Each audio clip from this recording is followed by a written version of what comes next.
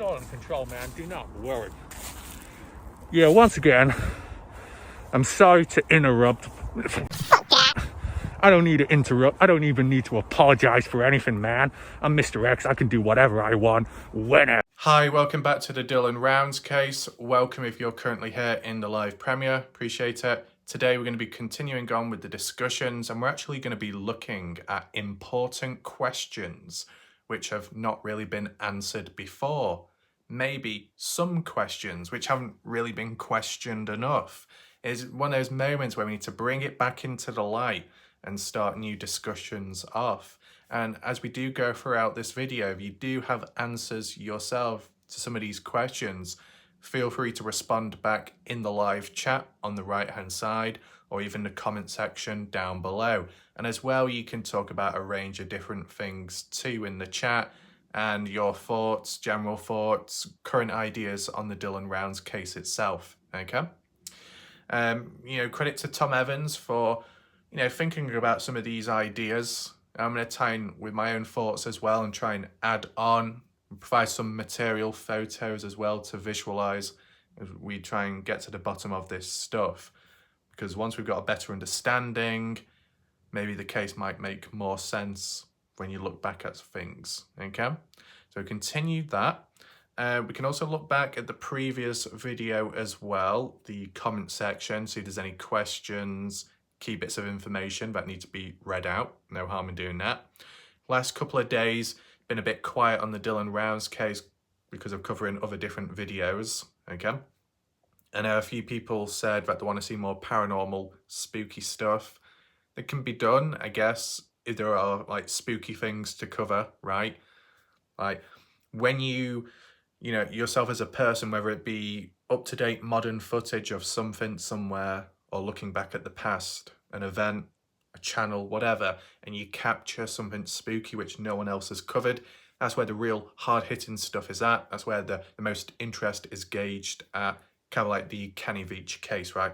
Kenny Veach case in general is kind of popular, all year round, but to find something within the footage of a hike out there, that's where it really hits. But for it to naturally happen, it doesn't happen that often. You get what I'm saying? The only way it would happen so often is if you faked it, and obviously that's not a good thing, okay?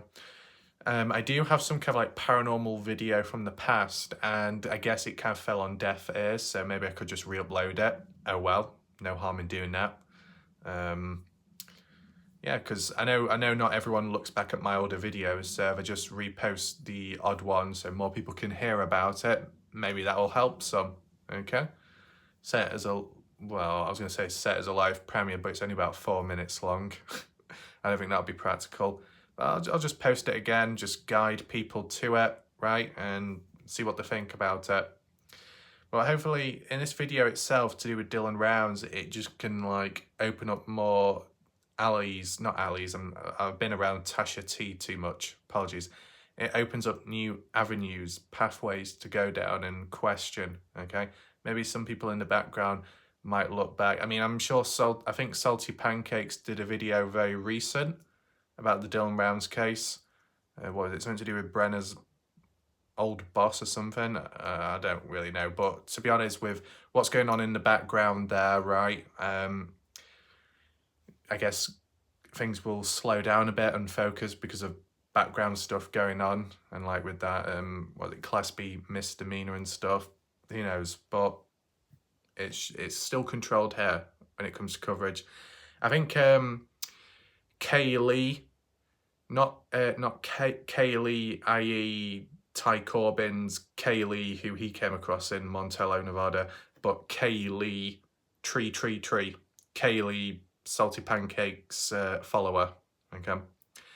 I think Kaylee referred to me as some weirdo. Don't know why, it just sounds funny when she said it. Said, well, Raph, such a weirdo. Well, I don't know. For a person to call me a weirdo when they look like E.T. gone wrong, I mean, do you have a leg to stand on? Oh wait, you don't have a leg, you have a pole, it's rammed in the ground. Scarecrow of lucin. Yeah, maybe Kathy Waters pecks at the pockets. Oh no, the pockets are empty. They're not as deep as Watcher of Crazies. There you go. It's all the nip money.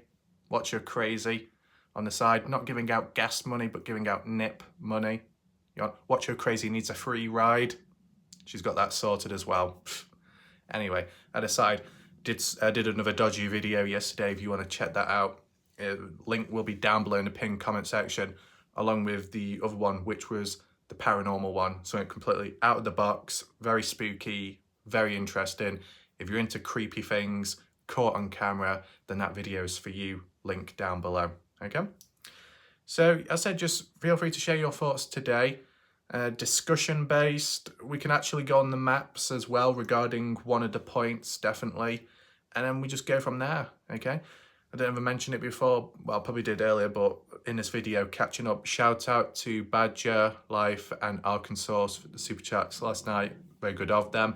Maybe even Arkansas could get another weep at some point, because I think Arkansas likes that. But as for the waiting list, obviously need to acknowledge Sinola, Campos Tacos, okay? That can be arranged, of course. Miss T, Degen Island, who knows where things will go there, right? All kinds of twists and turns, you never know. Anyway, that all aside, let's focus on Dylan rounds right now. Look back, first of all, at the last Dylan rounds comment section, and go from there, okay? Right, I'll just arrange the comments to the newest. I noticed there was a little bit more activity on my previous video I did from some random default profile, the one with the pink profile picture and weird tag handle username. We did check one of the comments out previous, the one where it said, suck Jim Terry or something. And then when people saw it in the live chat, they assumed that was Salty Pancakes behind a fake alternative account, ban evading. I don't know if that's true or not, but maybe it was done in a more discreet way. But if Pancakes does try going undercover, it doesn't always go to plan, because the time when he called in on Jim Terry and tried putting on a different voice or tone, you still heard the squeaky, cold-like voice of, yeah, man, I've got a bit of a cold, and, I cannot talk. When I'm talking right from my nose. Yeah, it's such a conspiracy. Yeah, it was just very obvious, but, at least it was a try, it was an attempt, but bit of a fail. And speaking of fails, that dodgy pink account ended up leaving a few more comments on my past video saying, you're a failure at life, your whole life's a failure. And, what's happened to your channel? Or that channel you're commenting on, whoever it actually is, that channel itself is a failure because there's zero content on it. It's default. Default by the day, whinier by the second. That's what it seems to be. Anyway, we got Indiana. Now, when I first started reading it, I thought, is she going to do a poem? But not today, which is a shame. Indiana says, I wonder who suggested the fishing trip. Was it Brenner to fill in some space after the event? Then no excuses as to why he did not see Dylan on a Sunday. It's a fair point, that, to be honest. This is the thing, okay? And it might click more with us later on in this video, but some of the points and talking points, discussions around these events and time frames, does it align with one another, with what the likes of Candice Cooley has said previous, and maybe what some others have said? Is there like a link, a pattern, or inconsistencies? That's what we need to be on the lookout for today, okay? And as I said, the last video, what we did was looking at that potential fishing trip, which supposedly Don Hatley and Brenner went on to. Was it a form of distraction?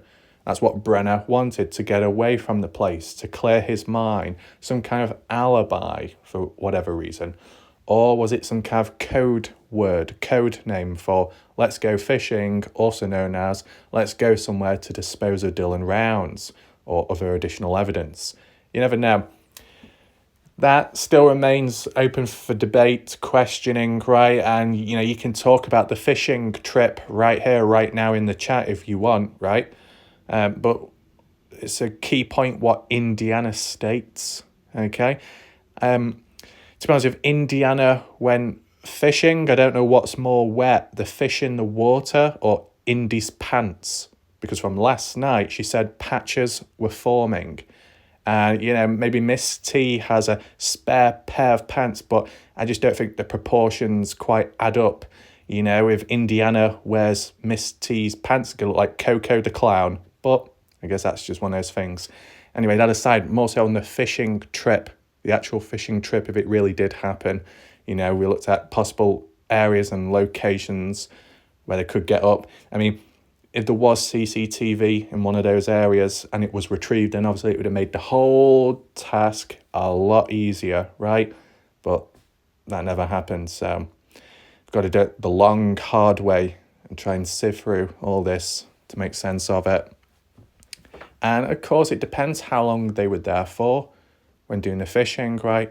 Another point which Tom Evans mentioned, and it will actually link on with something else later on, okay, is that with it raining, started raining on Saturday, 28th of May 2022, but then also on the 29th, the Sunday, day after Dylan's death, right?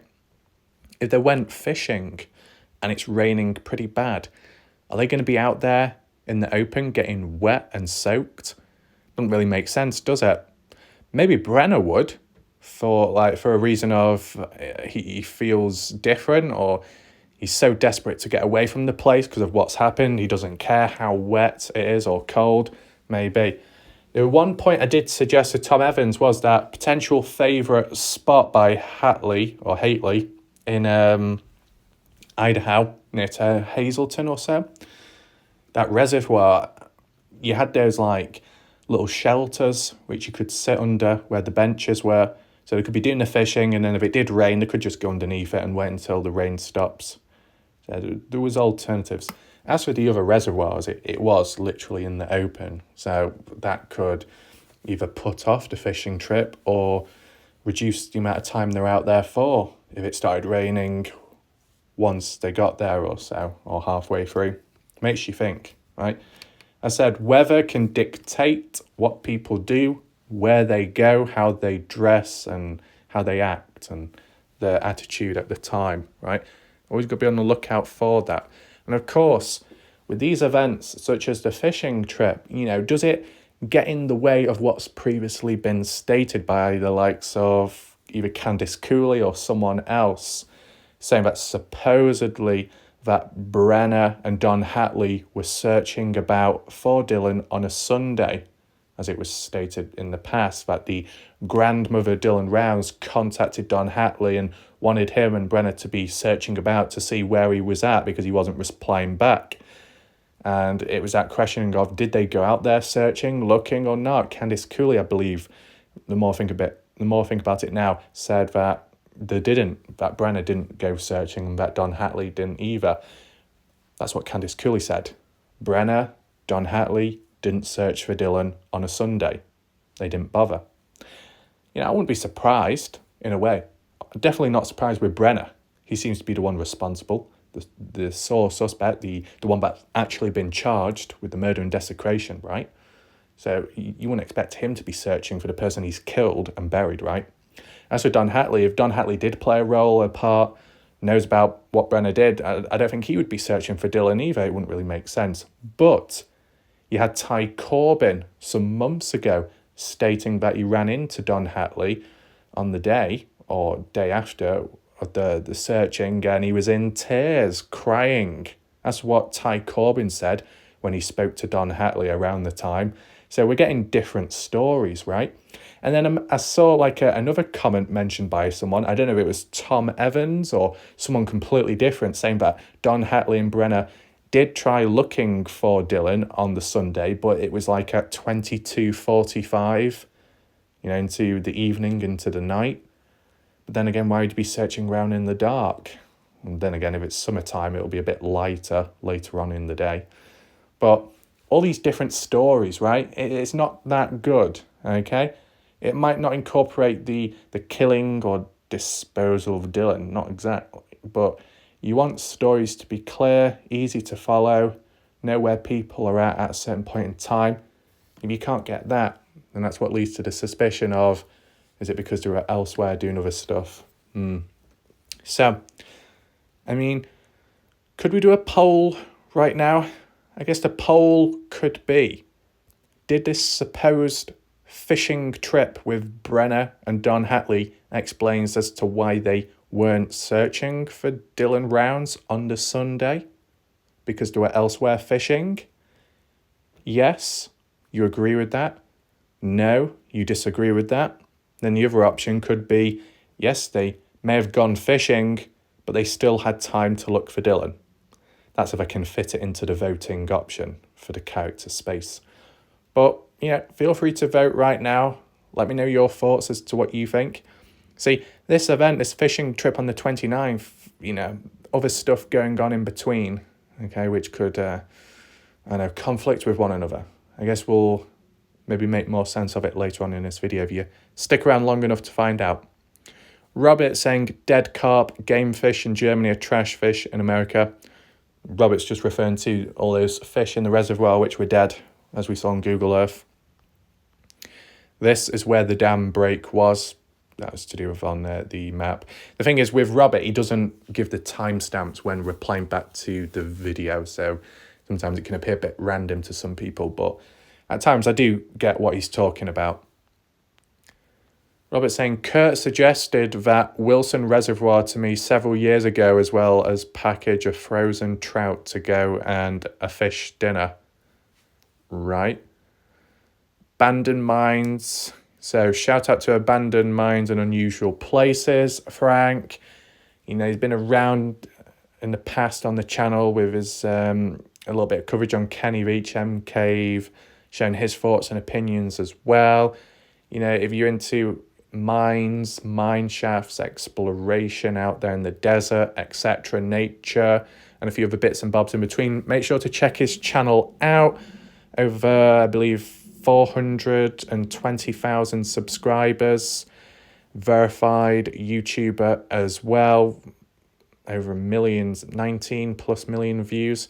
Good individual, and still manages to respond to people's comments, which is good of him, because obviously when you do get YouTube channels out there, when they do grow, it can get a bit busy and chaotic. You can't always reply to people, but Frank manages to do that to the best of his ability, so that's good of him. I don't know what happens if I click this.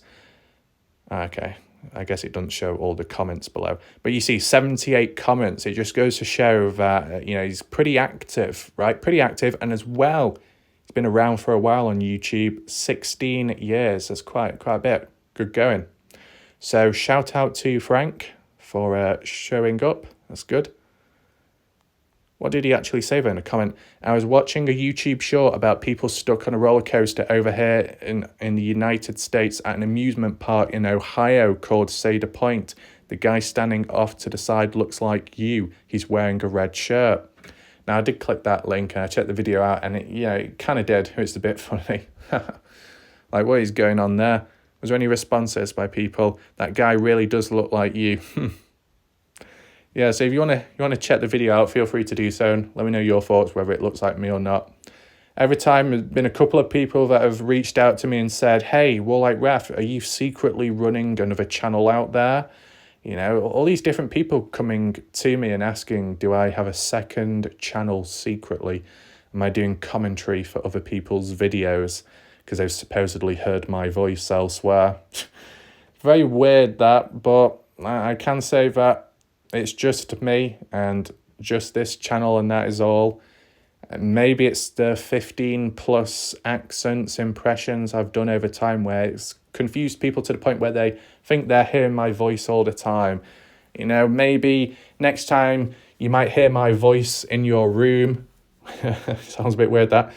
You turn your head around and you think, what? Is Warlike Ref here? Is Warlike Ref in my room? No? Oh, what's that all about? Weird things can happen, right? What do we have? We've got Bobby. We got Bobby the bitch saying nothing but blah, blah, blah, blah from a Brit that really has nothing to say but finds a way to kill an hour so he gets paid by YouTube. So is this guy from the South, man? I don't know, blah, blah, blah, got paid by YouTube. My golly. Come on. Bobby the default person, Bobby Birdman. Oh no. Wait, is Bobby Cafe Waters' pet parrot secretly in disguise? I hope not. 1986, kind of past the sell-by date, but it is what it is. We got Pack and Go with Tara, the ever-changing nicknames and usernames, but I can just about keep up with it. I think Pack and Go with Tara has done more name reveal changes than Scooby-Doo has when unmasking the villains. You broke a new record. Well done, Tara. Saying, I was always wondering about that fishing trip and it was crickets. Well, hopefully we brought it a bit more into the limelight recently, and the same with today's video. Of course, if you want to, feel free to share and like the video to see if, I don't know, maybe other people out there can reach out to this video and share their thoughts too, right? We got Brad commenting saying, what I'm seeing is a lot of civilization surrounding the Snake River area. True. Reservoirs appear to visited by the general public regularly. It just seems odd, this whole fishing trip. Why drive towards civilization to hide evidence? More of a decoy, in my opinion. Could be a decoy from a misdirection. It's just, the thing that's a bit odd is that this fishing trip has never really been made or declared public or talked about as much, because like I've only heard about it in recent time, right? Maybe some people have heard about it longer, but it's never really been talked about that openly. We've never seen it in articles, news reports, YouTube videos on media, court documents. Never heard Candice Cooley or Justin Rounds talk about it. So it's just trying to make sense of things like, why not? Why has it not been talked about it? Because it's just not that important. It's kind of irrelevant. I'd say it is. I would say it's significant because it's around the time of when Dylan was taken out. You want to know what people were doing at the time, acting normal or not. I don't know. Was fishing trips a regular occurrence with them out there, or was it just like once a month, every here and there? If it was, the timing of it, a little bit odd in my opinion. So yeah, as I said, getting fishing could have been even just a form of distraction to get away from it, some kind of decoy, some kind of alibi, attempted one. All different possibilities, right? Now, as for the Snake River area, yeah, I did check out Snake River in the past for some video. I think it was like places of interest. I think it was, the places of interest was given by Christopher Lloyd, I think. Is it Christopher Lloyd? I'm forgetting the names now. The one with that green profile picture, but at the time it wasn't him, it was his fake counterpart, his like double, stunt double, whoever that random person was that gave out ideas and locations, and one of them that he gave out was a military base, and it's like, well, that's a bit pointless, isn't it? Not seen the real Christopher Lloyd for a while, so I don't know where he's lurking, but just wanted to point that out, okay? What else do we have? Skeptical saying, for a video, once again, good job. Went fishing, something said when you're up to no good and can't say what was really going on. Mysterious. Yeah. Fishing, the idea, the activity of fishing sounds harmless, normal, right? And they could have been out. Could have been somewhere, but not exactly fishing. Could they have been near to a fishing spot? Maybe, maybe not. But they could have been doing something together as a pair, because they've done other stuff, other activity later on together, like that supposed trip to Wendover when they were supposedly disposing of the bags from the spring cleaning in the shed. So if that's possible, then I guess other things are too. Robert saying, I've been misunderstood. I asked Kurt Wadsworth a couple of years ago where the best place to fish around here was. He gave me a package of trout and cooked them up for me at Saddle Saw. So you ask Kurt, where's the best place to fish, and instead he gives you fish. So it doesn't really answer the question. It's like going into a clothes shop and asking, oh, do you have any poles available? And instead they hand you a goldfish. It doesn't really fix the problem or the question, does it? Anyway, is that it for the comments? Anyway, shout out to Robert for, all his comments and activity on the channel. It's good of him. Hopefully he understands what I just said then, which was a positive, right? So yeah, that's it for the comments here. At least we've catched up with them. There's a couple. What we can do now is move on to the main talking point of this video. You ready? Right, so here's one of the first points mentioned by one of the individuals reaching out, sharing their ideas in the background. They did actually, was a bit vocal in the chat too, saying similar stuff of interest, which needs to be addressed, covered, reshared, so other people hear about it, right? You think back to previous comments, points made, discussions, good at the time, but can fade away, so it needs to be implemented into a video like right now. So, individual saying, I'm staying in bed for now. And I was watching old videos, I guess, to do with Kurt Wadsworth, maybe the interview ones, I assume, maybe from Pancake's point of view when they were underway. An individual says, Kurt Wadsworth keeps saying that I think it's Ed Harshbarger that got a message from Dylan's phone at 4 o'clock on Saturday. The police are the only ones that know what it says. Is that so? Right, so Ed Harshbarger. Was Ed, do you know what? If anyone can answer it, because it's an additional question, anyone in chat, feel free to answer this. Was Ed Harshbarger present in Lucin or Montello around the time when Dylan Rounds went missing and, was killed, disposed of?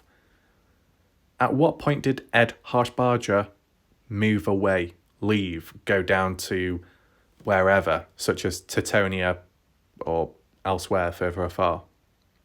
Does anyone know when? Just get an idea, okay? Saying that, why would Ed Harshbarger get a message from Dylan Rounds? What would be the point of that? And you're saying at 4 o'clock on Saturday. When you say 4 o'clock, are you referring to 4 o'clock in the morning? Must be. That's very early. It is, isn't it? Saturday, I assume you mean the 28th on the day. What, Dylan woke up at 4 o'clock or a bit early? If he did, why did it take till 6:51 p.m.? 6:51 a.m., sorry. Why did it take till 6:51 a.m. till Dylan got to the gate then? What was he doing all that time beforehand? Making some food, maybe? I'm just trying to make sense because with the witnesses in the area, those campers, hikers near Little Pigeon Mountain who were observing, overlooking the farmer Dylans, saying how in the early hours of the morning it was raining hellaciously. If Dylan was aware of that, then surely he would have acted quicker to park his grain truck inside of the grain shed. You don't want to be hanging about. You want to get on with this stuff. If it remains, the seeds could get wet, and it's like saying goodbye to all that resource and money put into it. It goes to waste. Dylan does not want that, so you thought he'd be acting on it as soon as possible, unless he woke up later.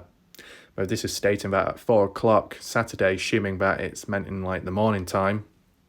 If it was later on, let's just say the timing or the wording on here was misworded and it meant 4 p.m. That would be very odd, just because Dylan is no longer alive at that point, right? Why would that phone... It just wouldn't make sense because it was 2:51 p.m, the final phone ping of Dylan's phone, right? And that was then thrown into Lucin Pond. So 4 p.m, out of the question, not possible. 4 a.m, more possible because Dylan was alive at that point at least.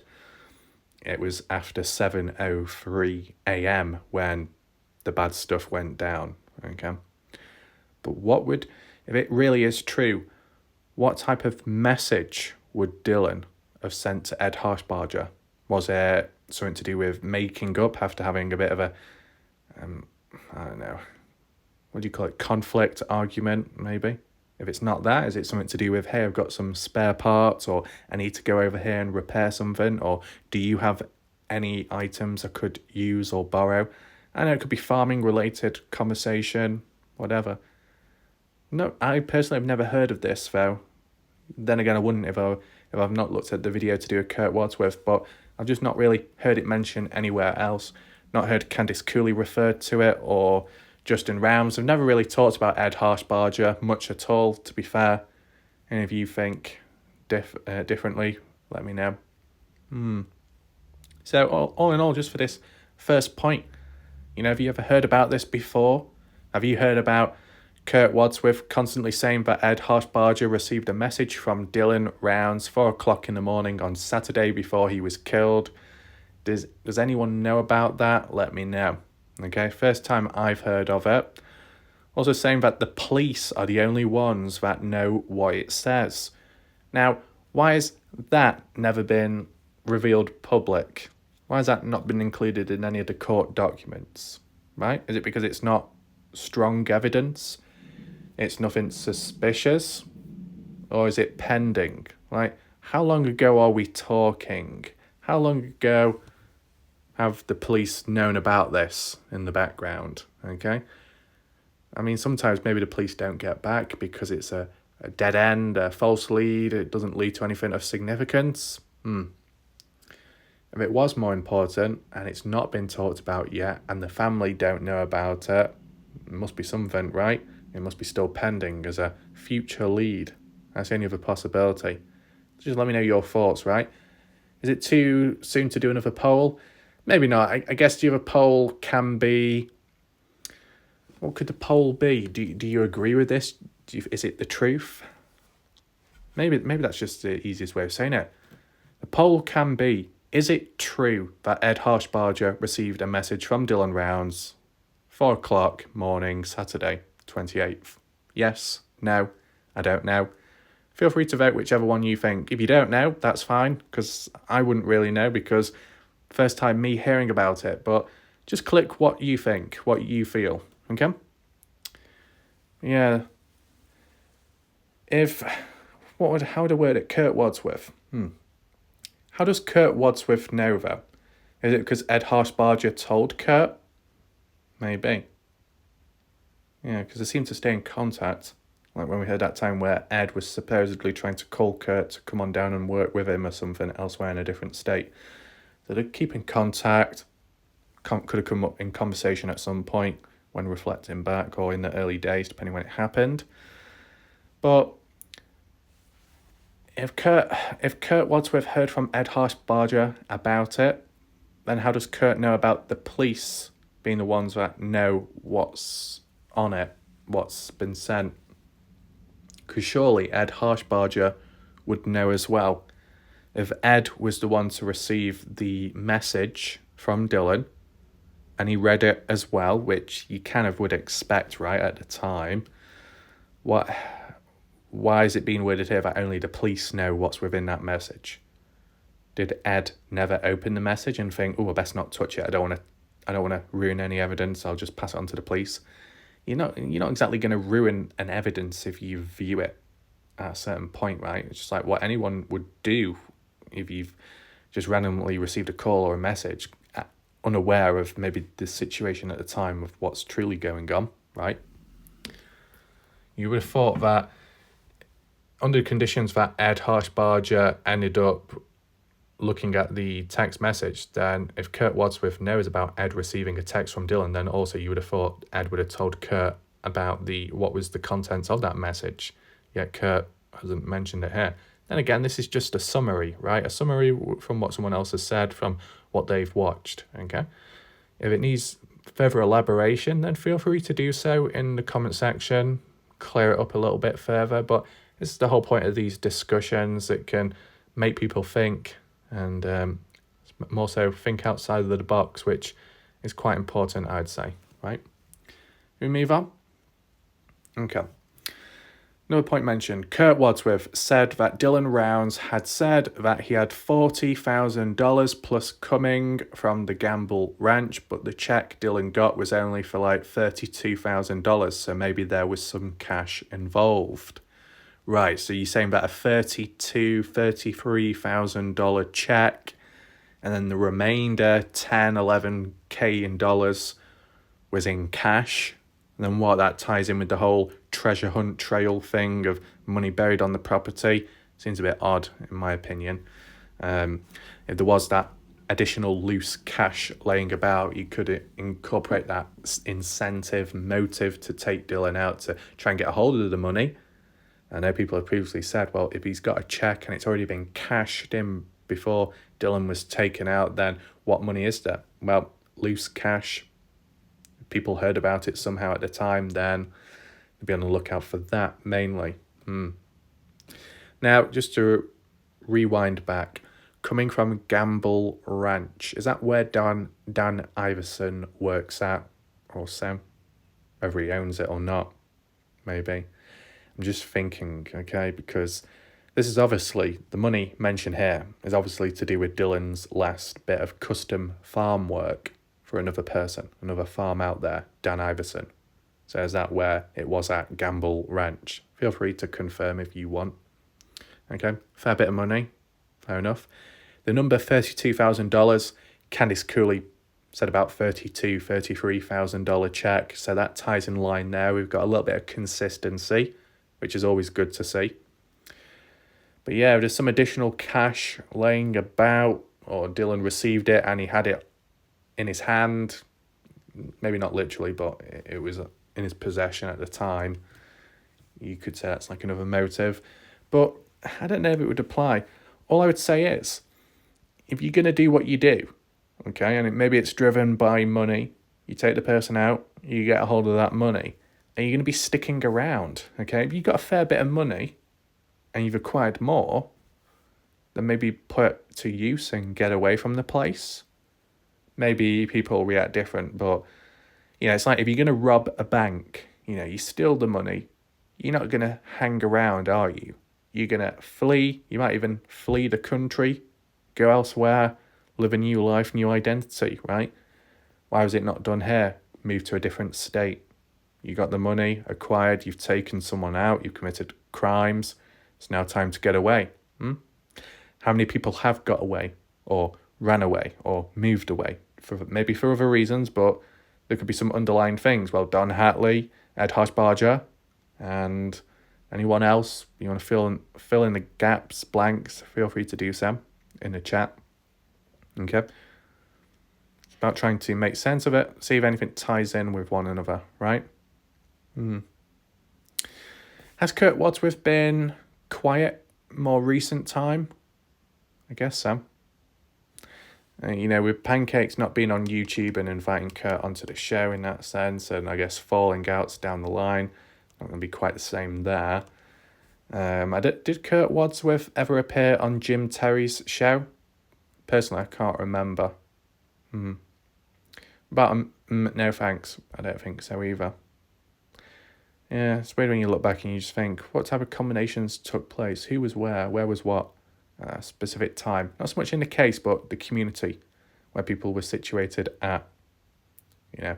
Still weird when you look back and you might see how this person was getting on really well with that person, and you look now and you think it's completely turned upside down, right?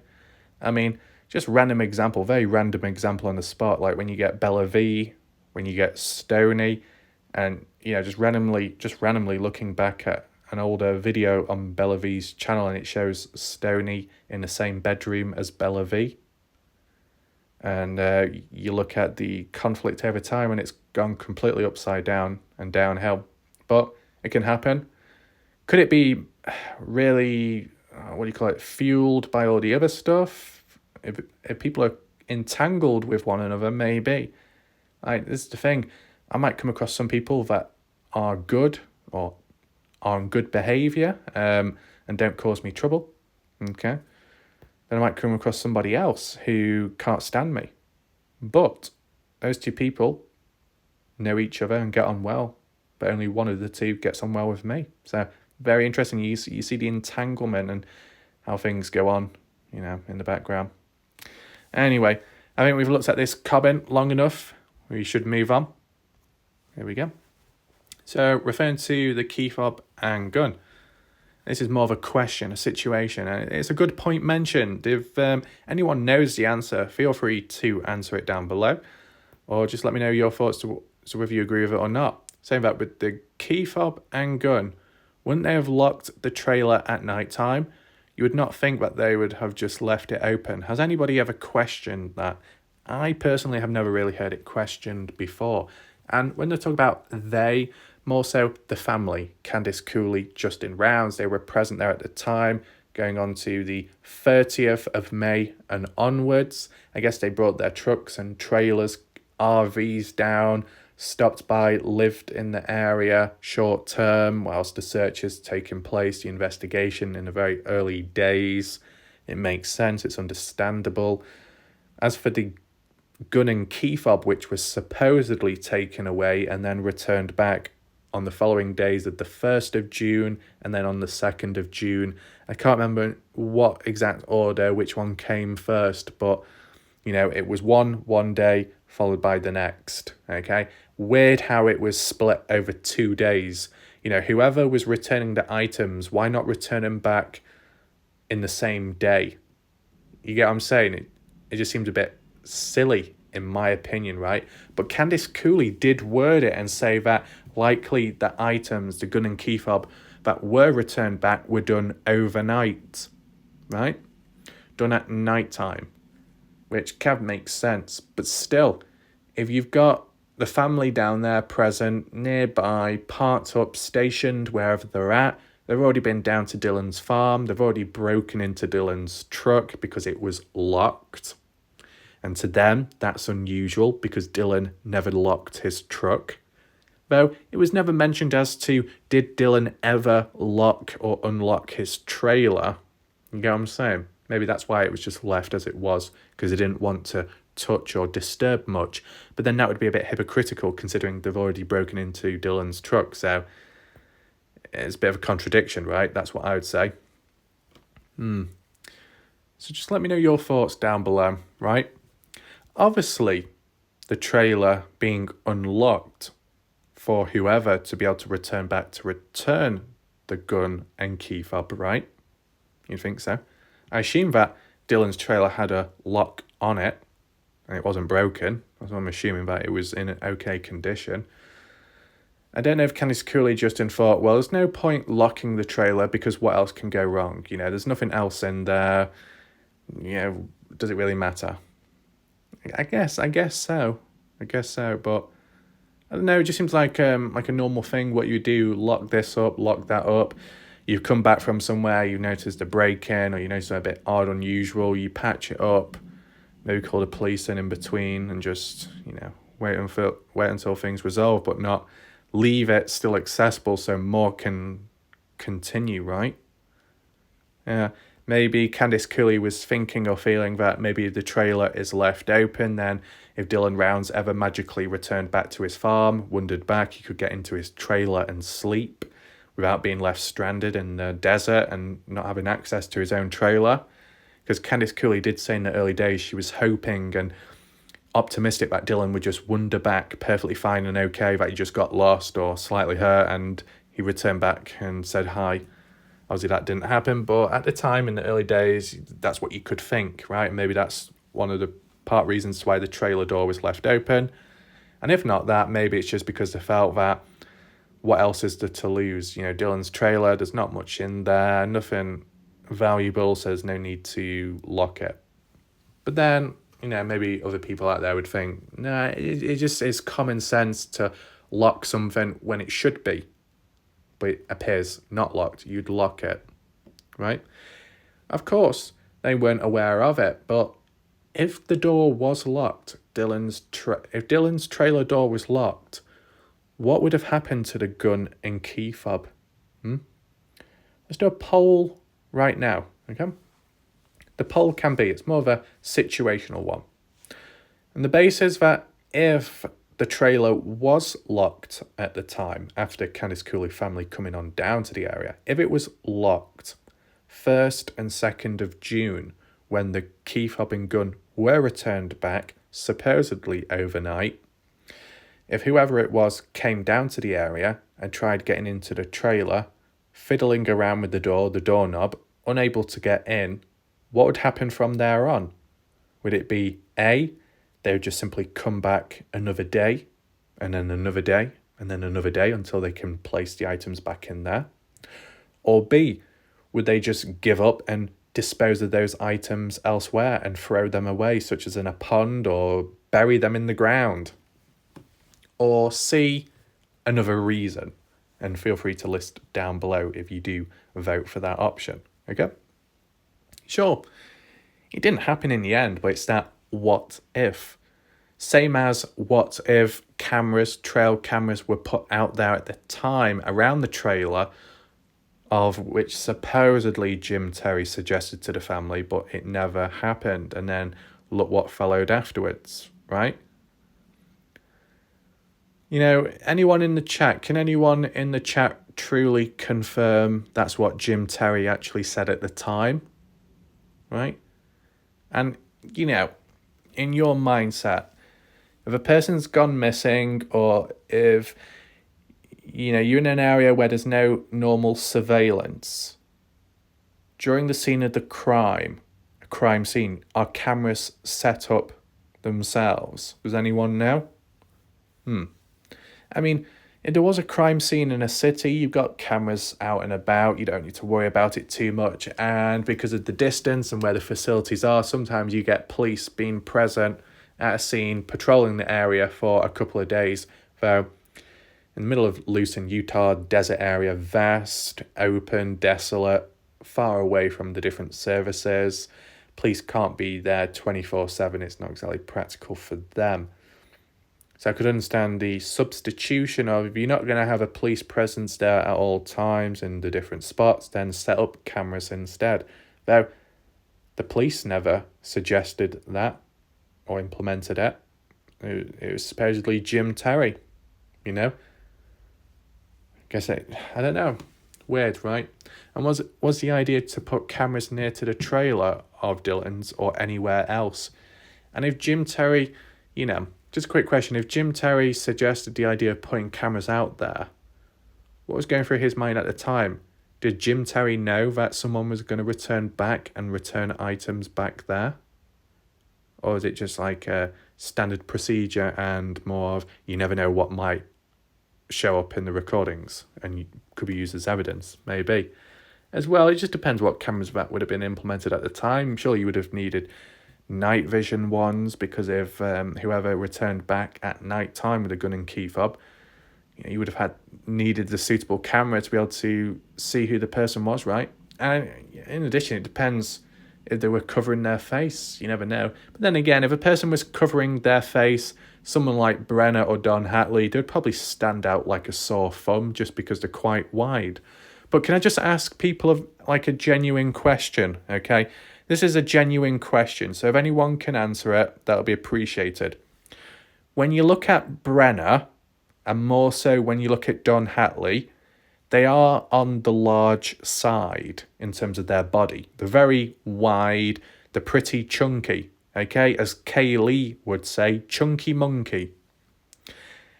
If one of those two was to return back to Dylan's farm area and trailer, and they went inside of the trailer to place the gun and key fob down, how did they actually fit into the trailer to begin with when it's quite narrow? Surely they would get stuck in the doorway. Or did two of them go down? So one goes into the trailer, gets stuck in like a bread roll, and then the other one shoves them from behind so they get back in. I don't know. I've never really thought about it. If anyone can answer it, feel free to do so, okay? But yeah, to respond back to this question here, in my actual opinion, saying you would not think that they would have just left it open. Surely they would have closed it. I would say that on the practical side, on the normal side, maybe, yes, it would make sense to lock it and to keep it closed. But I understand as to why they didn't, partially because they've already broken into Dylan's truck and they didn't patch it up or seal the window exposed. You know, they didn't cover that up, so why should they try and lock the trailer either? You know, it is what it is. As well, the mindset of there wasn't really much of interest in the trailer, there's no need to be locking it, I guess. And if Dylan was out there and there was hope that he would return back safely, then keep the trailer open for him so he's got somewhere to sleep if he doesn't reach out to the family immediately. That's what I would say, okay?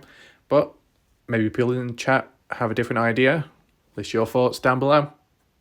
move on. Another point mentioned, when Heavy D asked about parents, about the key fob, it was shrugged off. Now, are you referring to at the very beginning? The beginning where, was it the 4th or the 5th of June? 4th, 5th of June 2022, Heavy D flyby over, going down there with his little crew, talking to Candice Cooley, as well as Candice Cooley's new boyfriend or husband, however it's, the situation was at the time. Like, back then, okay, before we knew about the gun and key fob being returned, okay, we didn't know about it at the time, learned about it later on. It was Julie that picked up on, I guess, this behaviour of shrugging it off and the odd contradiction made, right? Anyone in the chat remember Julie? She had a default profile, but it had a J in it. Julie, blonde hair. She appeared in the Dylan Rounds case, early days. I think appeared on Doug No Thanks channel, commenting there. And then eventually went completely quiet, missing in action. Was still a member on the channel, which was kind of surprising, for quite a few months, but has completely disappeared now. So, don't know what happened. Kind of like one of those things where you might send the odd message, hi, how are you? How are things going? No response at all. So something bad must have happened. It's kind of like not to the same extent, but a bit like a Mosaic Michelle situation where 1 minute the talkative, the active, next thing you know, they're just going completely quiet. Kind of odd, right? Obviously, people always walk away and move on to other cases, but when there's absolutely no... It's like radio silence. That's what makes you think, right? Especially when you're looking at a missing person case, true crime or not, and then someone who's been involved in trying to solve it or just watch along and make notes goes missing as well. It's a bit weird, right? A bit of a weird thought. Let me know your thoughts. Saw recently, I can't remember which video it was now, Joseph Lloyd popped in to say a brief hello on one of the previous videos just recent. So he's still around, he's still alive. He's just been busy with background stuff. Fair enough. Anyone else in between? Moonshine, Sun Dragon, still missing in action, still inactive. Don't know what's happened to them. If there's anyone in the chat that was once interacting with somebody else, feel free to list their username down below as to who is missing in action. No harm in starting these conversations off. The only other person I can remember is Ashley. Ashley has been missing in action. Last time she made comments was in one of the live premieres many months ago about the Walmart one. I think the last time Ashley and Famous Up were present in the live chat was when we looked at Brenner and Bibbin's trip to Walmart with the whole Walmart receipt thing, right? You remember that? That was quite some time ago, but I do remember it. That was the last time we heard of them. As well, just a very quick question, okay? The Walmart receipt, which has been talked about in the past, okay? Shack Lady referred to it. Maybe Miss T did and some other people. Why was it never talked about by Candice Cooley? Why was it never mentioned in news articles? Why was it never mentioned in the court documents as maybe some kind of evidence? If it was a receipt, if it had a timestamp on, if it was some suspicious item or something tying in line with Dylan's death. Why this stuff which was talked about and kind of hyped up ended up just fading away with time? Is it because it was just BS or just a dead-end lead, nothing of importance? Anyone know, right? Because, at least not... Well, what I try to at times is on my channel when something might appear mysterious, important, valid, if it has gone downhill with time, there is an updated video to say, you know what, it's, this lead hasn't turned out or it's been debunked, that's helpful. It being left open, not cleared up, is more problematic, I would say. But yeah, referring back to what's on screen here, when Heavy D asked about parents, the key fob, it was shrugged off. Yes, at the time it was only talked about the key fob, not the firearm. That was talked about at a later point by Candice Cooley. So back then we were just focused on the key fob, which was to Dylan's truck, right? And how did Candice Cooley word it at the time? Just trying to think. There was a contradiction made, and it was very weird at the time, but down the line it made more sense. It was either Candice Cooley saying that, oh, the key fob, it's not been returned yet. Yeah, that's what she said. It's not been returned yet, and that was in the very early days. Fast forward on a little bit when we looked at the NamUs missing database profile of Dylan Rounds, which was leaked, an accidental mistake made by the police, who publicly revealed that the key fob and gun was returned back. And when reflecting back and Candice Cooley saying it wasn't, then it made Candice Cooley look suspicious. That was probably one of the starting points, catalyst to what set off people's suspicion with Candice Cooley. And on that occasion, Candice Cooley wasn't to blame.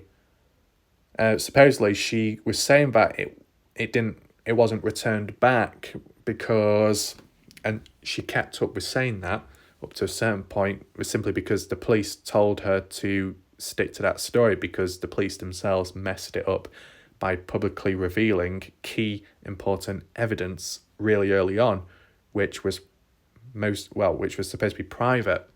It was supposed to be processed and uploaded onto the profile, the private one of Dylan, the police report one on NamUs, but it was accidentally put onto the public profile, which everybody saw at a point. It was screenshotted and documented, right? I documented it myself.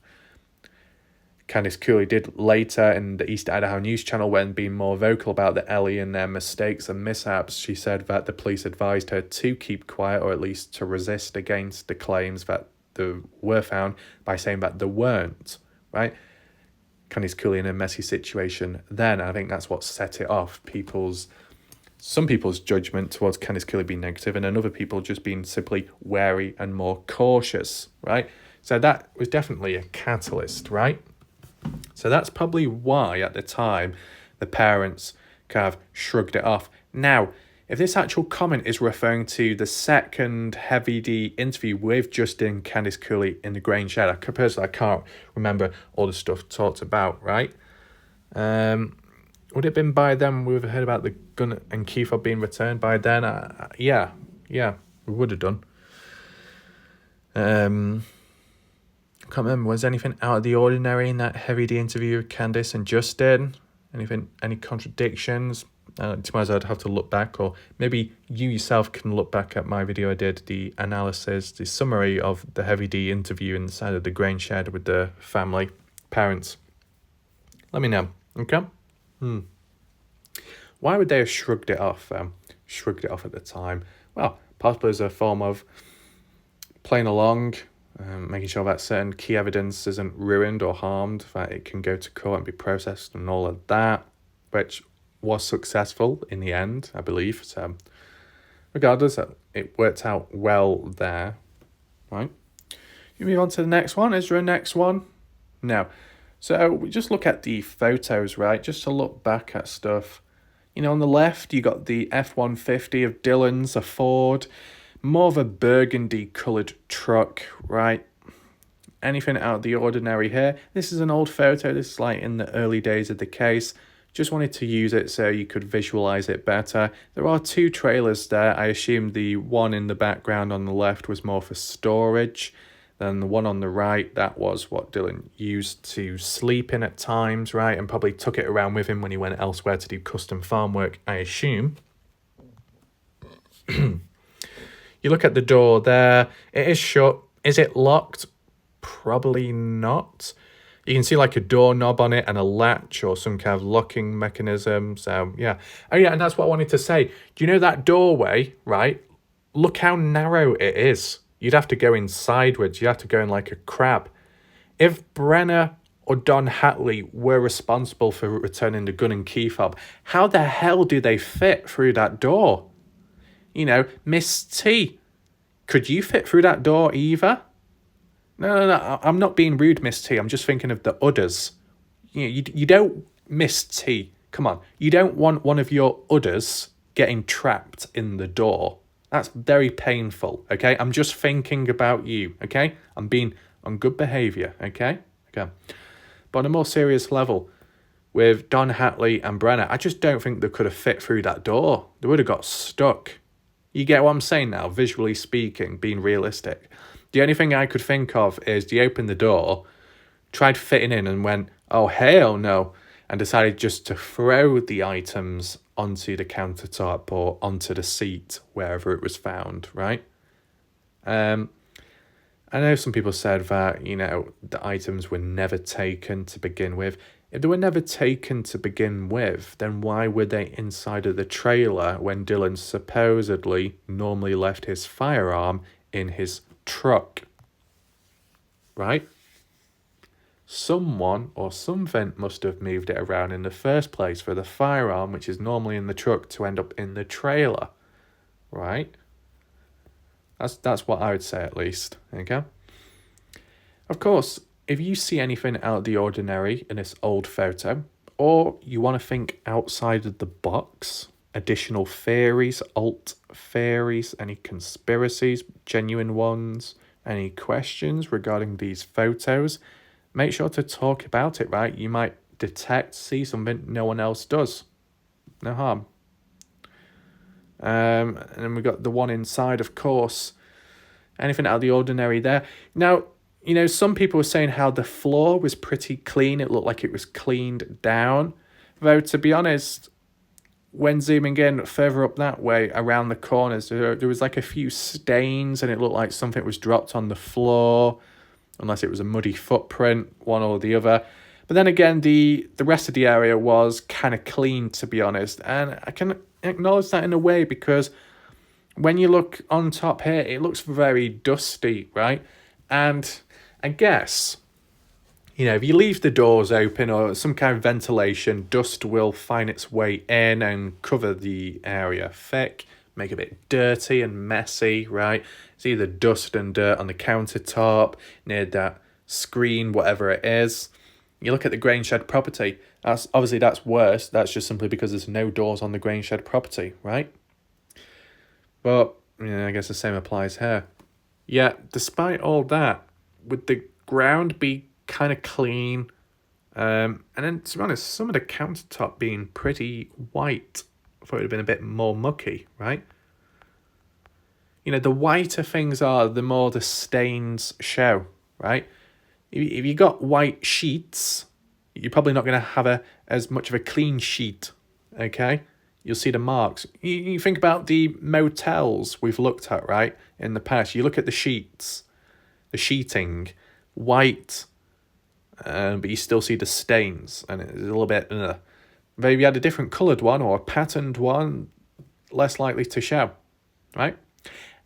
So in this situation, when you've got white or slightly brighter coloured things present, but then other stuff is dirty, but that isn't, then one thing must have been cleaned, the other one wasn't. And why would it have been cleaned? Well, in case someone came on in and left footprints behind, you got to refer back. Saturday, Sunday at the time, raining, Monday, Tuesday, Wednesday, Thursday.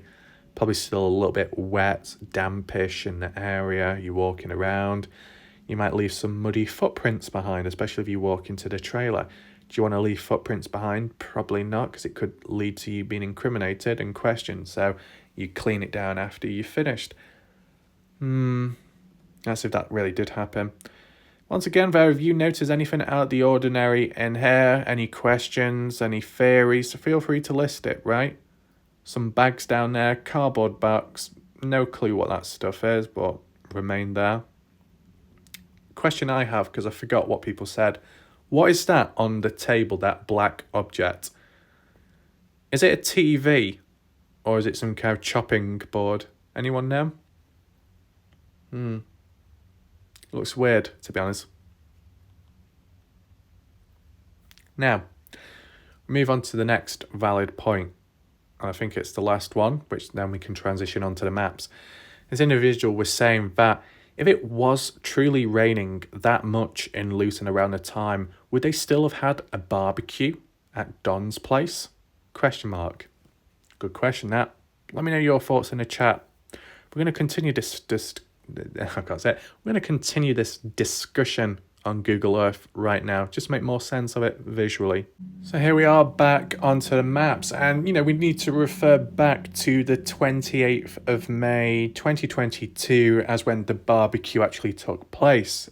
As said, it was Memorial Day weekend. I think it started Friday, Saturday, and then ended Sunday time. And I'll be honest with you, I was confused up to a certain point when they kept talking about the barbecue. I kept assuming the barbecue in Montello, Nevada. And that's true. There was one there as well. But the barbecue with Brenna and Don Hatley, they had their own little private one where they live in Lucin, right? More so specifically at Don's place, right? As for Don's actual place of living, considering it's all over the place, right? Some say yes, some say no, in, out, it's messy, okay, to be pinpointing it on screen immediately, right? Roughly within the area, okay? And it probably wouldn't even show up here anyway because we're not on Bing Maps, but roughly in the area, okay? Somewhere over here.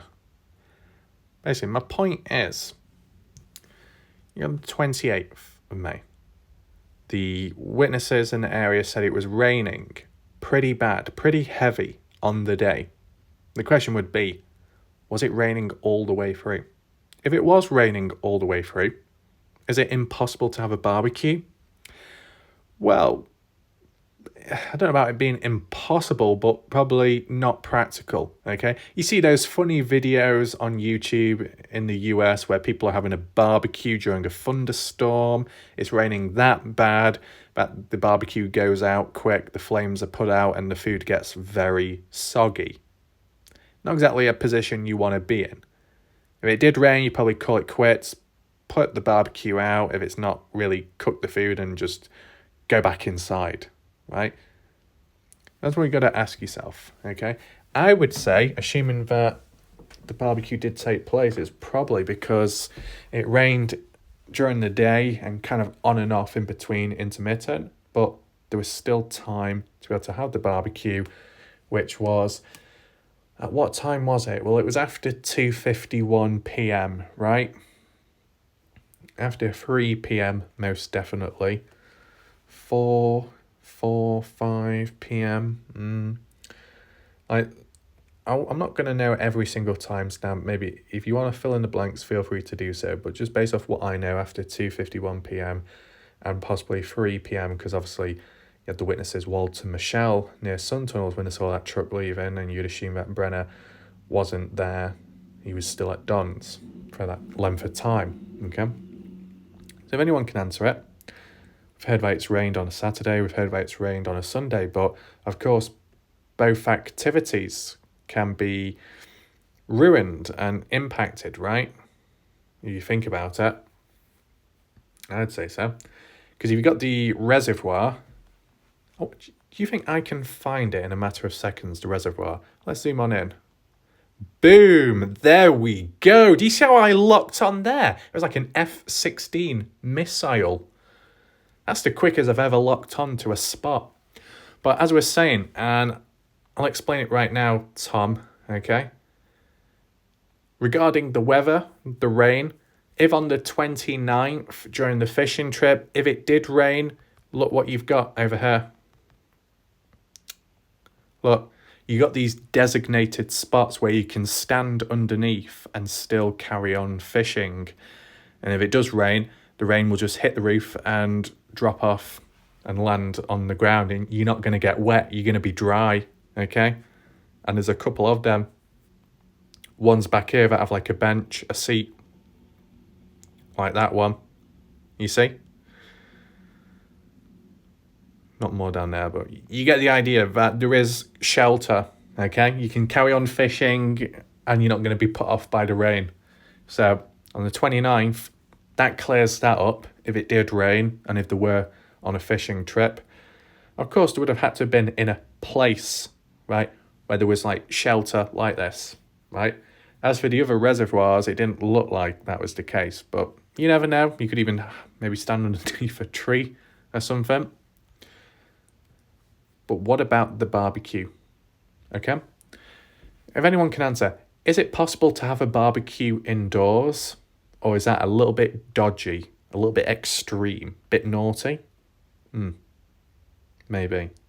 I mean, at least from what I've seen, 99% of people who've had barbecues, 99% of them, it's been outside. The videos I've seen on YouTube, it's been outside. The people in this country who I've seen, it's been outside, right? So that's what you'd probably expect with Don Hatley and Brenner. Near to the trailer, sitting down, maybe drinking a beer, cooking the food, talking. Any confessions? Don't really know. But did it rain around that time? During or a bit later on, which meant they had to pack up and go into the trailer and call it a night. Not together, but like stop doing what they're doing. I mean, really, if that was the case, it's not the end of the world, to be honest. It doesn't. I don't think it changes the direction much of like where Dylan is at. You get what I'm saying? This is like an independent singular event, which could have been adjusted depending on the weather at the time, but still. It's a worthy question considering how we've heard about the talks of the weather on the weekend, how it was. I mean, really, you could ask yourself that, and to be honest, it'll make more sense, right? Anyone in chat right now, any Montello locals, okay, you're in Montello, Nevada, the weather may have passed over compared to Lucin, right? There's a bit of a delay, but Memorial Day weekend 2022, 28th of May 2022. If there's any Montello locals in the chat right now, can you confirm whether the barbecue you had or saw was a success? Did the weather put anything off? Did it rain or was it okay? Let me know your thoughts if you can answer. If it was successful and doable, then maybe the same could apply to Brenner Don Hatley when they had theirs. At the place of living. Quick question, okay? Very random. We'll even do a poll right now. The poll can be, if Brenner didn't kill Dylan, on that same day, that barbecue at Don's probably would have taken place regardless, I would say. Do you think Don Hatley would have invited Dylan to it, with it being closer nearby?